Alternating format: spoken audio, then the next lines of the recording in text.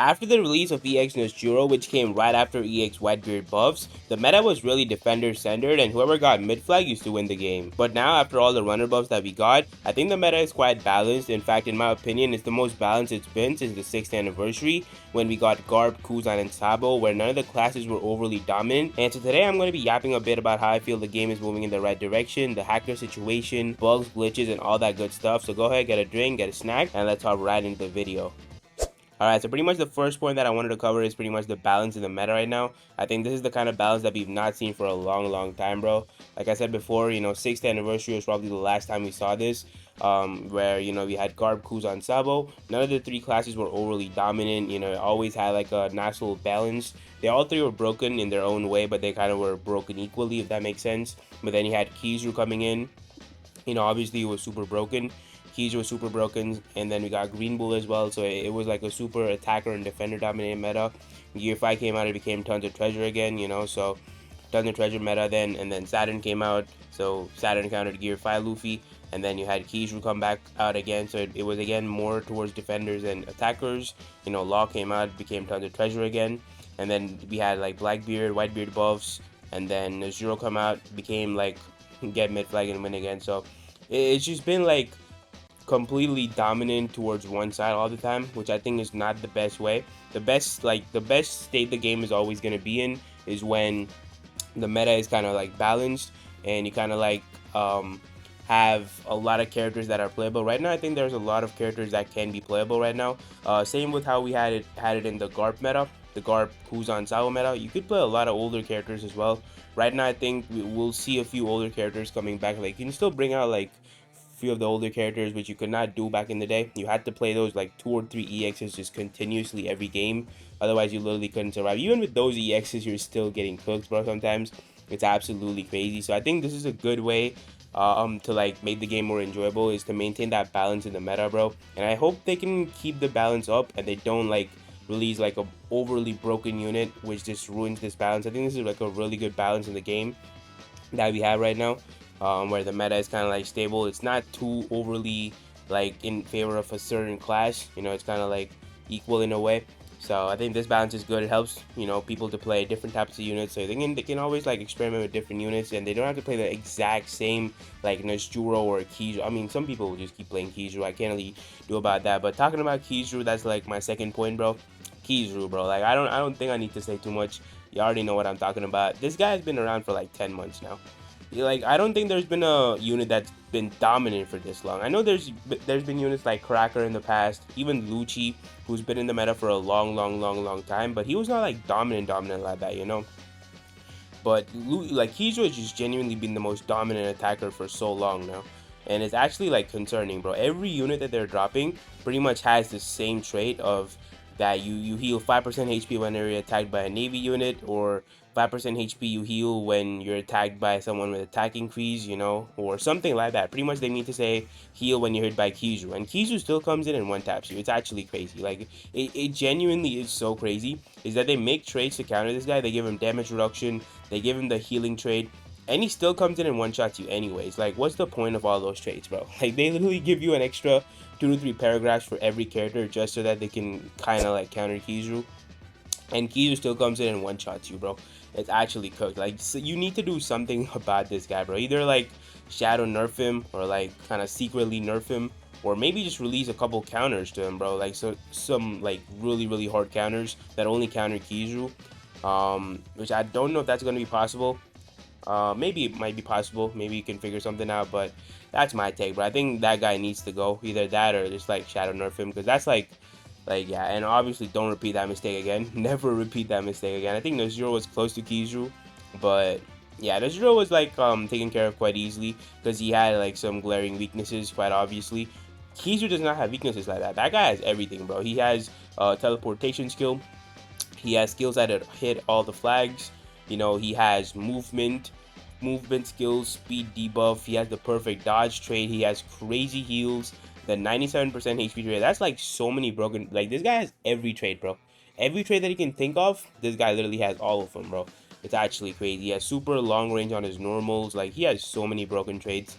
It's actually crazy, bro. This guy is like a super EX, bro, if you want to call it. Like, if you wanted to make a tier above EXs for characters, that's pretty much what Kizaru is. He's like a super broken unit, even among the EXs, you know?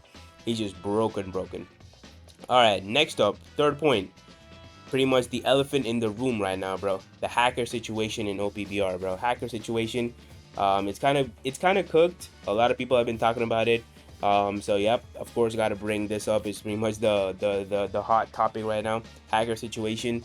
I think Body Rush is dealing with it, although they are super slow with it right now. Mainly because I think they're doing everything manually, so they have to check everything manually, check the activity of the player manually, check the reports and whatnot manually. So that's probably why it's taking them a long time. But they're definitely banning them, but they're banning them very slowly. But yeah, I think they've been saying over the last couple of months that they're working on like an anti-cheat system that's gonna prevent people from doing the spawn hacks. Because people, like, if you've seen recently that there've been some crazy spawn hacks, bro. I saw the other day, I literally in my Luffy video, if you watch my Luffy video, people literally got turned to toys on the enemy team. They could not do anything, bro. Like, turning them to toys is actually crazy. They were just chilling on the enemy spawn as toys, and even we could not move, bro. Like, we were literally stuck at our spawn flag, and we were binded as well. So our own teammates who are hackers are literally not even allowing us to move, bro. Like, they're like, enemy is not gonna move, you're not gonna move either, and like, they're just gonna sit there.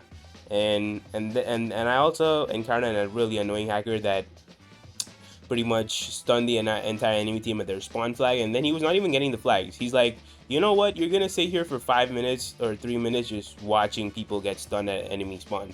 And so I had to end up going and getting the last couple flags there in order to finish the game, because it was going nowhere, bro. Like, the hacker is not even getting flags. Normally hackers, you know, they'll stun you at spawn flag, or they'll status effect you and not allow you to move from spawn, and they'll get all the flags, end the game quickly, and you move on, right? Like, this guy, I don't know, he was not getting flags for some reason.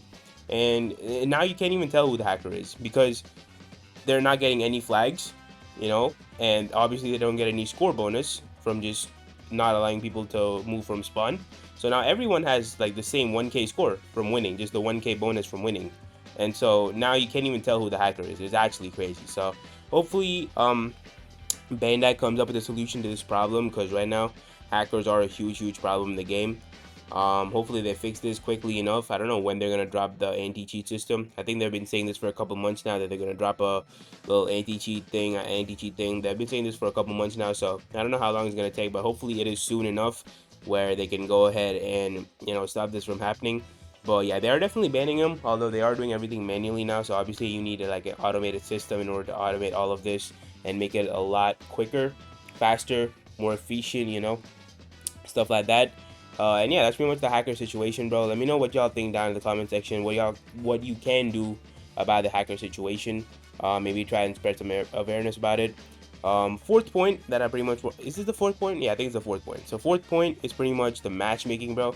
I think this is one of the things that needs to be kind of like fixed a little bit. I think it's like one of the points in the game that needs to be improved a little bit, at least on Steam. I'm talking about Steam mainly, because I'm not really playing on phone, so I don't really know how the phone matchmaking is. But on Steam, at least, the moment that you reach SS League, bro, you literally get matched with Legend League sweats, and that to people who are in rooms. So I know that you had like all the solo bonus and all this and this and that. Like, I get that, but still, like, you can't just be matching me with 4 Legend League sweats when I've just got to SS League, bro. Like, if you don't make it past 1k or 2k in the first couple days of the season, bro, you're gonna stay at like under 1k the entire season. You're not going up, bro. It's not happening unless you have you know, some alliance mates or something that you can play rooms with. You're not going up. It's not happening, bro. Like, you can just give up. It's just genuinely not happening, because like, that's pretty much the only way, bro. It is so cooked right now, especially if you don't have meta characters. Then you're even more cooked. Like, at least if you have super meta characters, if you have like the latest EX, you got Nesjuro, or you got Blue Luffy, Hybrid Kaido, King, one of these units, you know, you can kind of like do something. You can maybe like try to like still make your way, even though you're getting really bad teammates. You can still kind of like try to get up there, you know, past 1k 2k, and then that's when you get the good matchmaking. So when you go up to like 3k 4k, even 10k 15k, that's when you will start to get matched with all the new players in SS League. So you're going to be on the other side now, so pretty much you're going to get all the easy matchmaking. People playing 2-star 3-star units will be always on the enemy team now, instead of always being on your team. and you're just gonna get all the easy matchmaking, bro. That's what I've seen. Once you get past like 7-8K, like you just get all the easy matchmaking, bro. Like the higher you climb, the easier your matchmaking gets. That's what my experience has been on Steam. Um, so yeah, like you'll be on the other side now, and you'll be getting all the easy matches once you're up to like 8 or 10K score, which I don't think should be the case. I think people should get matched along like around their own level. So if I'm a new player in SS League, 200 score, I should maybe get matched with people who are in like Gold 1, right? Or maybe, very maybe, just in case if there's not a single other player who's in Gold 1 that's online, then maybe 1 or 2 Platinum players. I should not get matched. Like there's no chance I get matched with like Legend League players in rooms, right? Um, but yeah, pretty much that's what I wanted to talk about, the matchmaking. That definitely I think needs to get fixed. And the next point that I want to talk about is mainly just like the next couple points. Pretty much is something that I think I want to like add into the game. Pretty much things that I think should be added into the game or should be implemented in the game to make the playing experience a little bit better. I think this is the 5th point. I don't even remember. I lost count. So pretty much the point is to help it pretty much make it easier to max characters, right? So right now, it takes a lot of time to max characters. I think the math is, I don't remember how much. I think it's like 7 months or something, 6 or 7 months to like max a character. You need like 1,200 frags to max a character. You get 6 frags like a day, like per day. So it's around like 6 to 7 months that it's gonna take for you to max a character, which is way too long, bro. Like 7 months ago or 6 months ago, which EX came out? I think it was like EX Luffy that came out. Gear 5v2 Luffy. Gear 5v2 Luffy, you would not want to play like a level 100 Gear 5v2 Luffy right now, bro. Like he's good, but he's not as good as he was, like 4 or 5 months ago, when, it was his meta, You definitely want to play him. Like I pull a Gear 5 Luffy V2 and I don't have frags, and I gotta sit there and wait, for 6 months to max him out. It's kind of cooked, so make it easier to max characters. You could either do that by reducing the amount of frags required to max a character, or you could maybe make it easy to get boost on the treadmill. So this is something that I've talked about before as well, is pretty much treadmill boost. Like in Clash of Clans, you have these like research potions where you can speed up like the training in the laboratory, something like that. Just have like a treadmill boost where you can pretty much speed up and make the treadmill go 2x faster, so pretty much twice the speed for like maybe just 1 hour. And you can have that in like a daily mission or one of the missions in a weekly mission or something like that, where you can get like a couple daily boosts per week, or like treadmill boosts per week, where you can pretty much like fast forward or 2x the speed of your treadmill pretty much for like an hour, for example. And maybe you can have like a paid version of that in the shop as well. I think you already have a paid version in the shop, but yeah, pretty much have something like that in the shop where you can like you can have the whales pay for it, so in that way it's kind of like a win-win. So you're kind of going to be making money off of that, and plus at the same time, as free-to-play players will also be happy. I think that's like a good win-win, right, in my opinion, for both the pay-to-wins and with the free-to-plays. And plus Bandai's going to be making money off of it, so I don't see the point in not implementing it. I think that's a good idea. Or you could even have that in as a cola thing, like you can pretty much get maybe 5 to 10 potions every season, right? Pretty much to boost your treadmill. The treadmill boost, you can get 5 to 10 of those per season, something like that. And talking about cola, I think I mentioned this before, but I think you should give cola more value, bro. Like right now, there's nothing in cola. Like you literally go to cola. Like the only thing I go to cola for is to get the black hyper boost orbs. Sometimes if I'm low on coins or some like attack orbs or something like that, I'll go and grab that. But otherwise, there's really nothing there, bro. Like there's nothing to get there. Like maybe the characters, the green crocodile might be decent because you can use them for warlord support, for your green warlord support. That's about it. There's nothing much other than that in the cola shop, bro. I'm not gonna lie. There's really nothing much other than that in the cola shop. So definitely, I think they should do something with the cola shop. Give us something there, more worth value. Maybe we do some kind of missions to unlock some cola rewards. Whether that could be some kind of extra resources that we get, whether it's boost orbs, or maybe it could be some character fragments, gold fragments, something that's like actually worthwhile. Some kind of good resources, or maybe just like a 3-star character frags.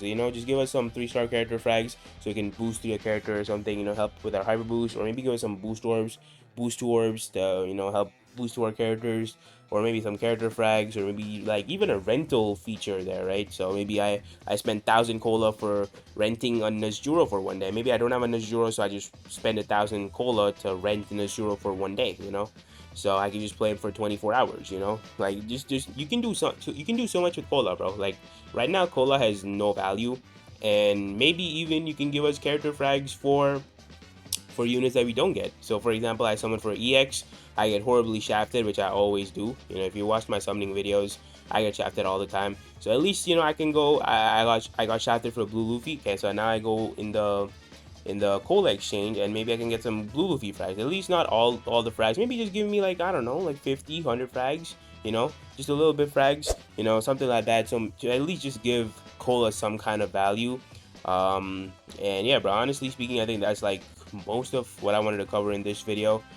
In the future, like I said, bro, like pretty much in the future, obviously the best state of the game will be when there's a lot of units that's playable. So you don't have to just play 1 or 2 units. You can play like a plethora of units. You know, you have at least like 25, 30 meta units which you can play and help your team to win games with those units. By playing, I mean like help your team to actually kind of like almost carry your team in a way, right? That at least that good of a, like every unit should be, or at least have like 25, 30 units that are at least at that level that can carry your team.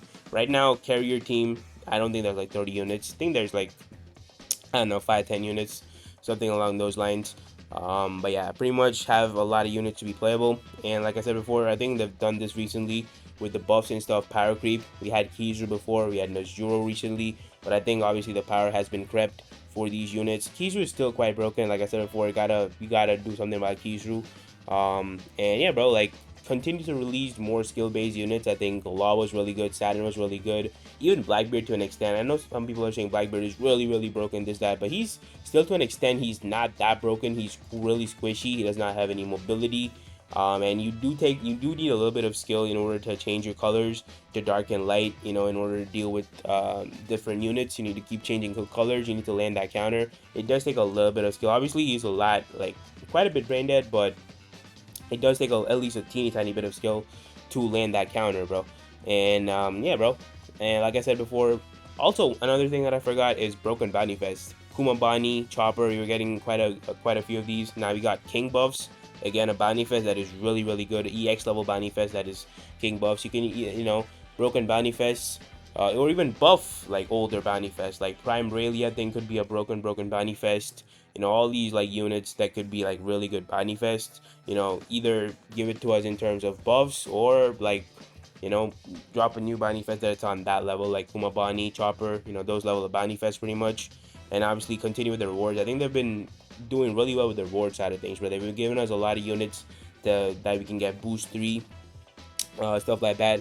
A lot of, you know, freebies, so continue with that. And yeah, I think that's pretty much all that I wanted to talk about in this video. And I think OPBR is heading in the right direction, and I hope they don't cook the game again. I think they were doing really well up to 6th anniversary. The game was really good. They dropped Kizaru and literally cooked everything, bro. Even now, they kind of were heading in that direction with Blackbeard and Nezjuro, but I think they've brought the game back with these buffs, so hopefully they don't do that and repeat the same mistake again, and they drop more EXs, kind of like Law, kind of like Saturn. I think those are like the ideal EXs that you kind of want. You don't want 2 broken EXs like Kizaru or Nezjuro. You don't want EXs like that, but yeah, I think that's probably it. Everything that I wanted to cover in this video. Hopefully y'all enjoyed the video, guys. If y'all did, make sure to leave a like on the video, subscribe to the channel, join the Discord, and I'm gonna catch y'all guys in the next one.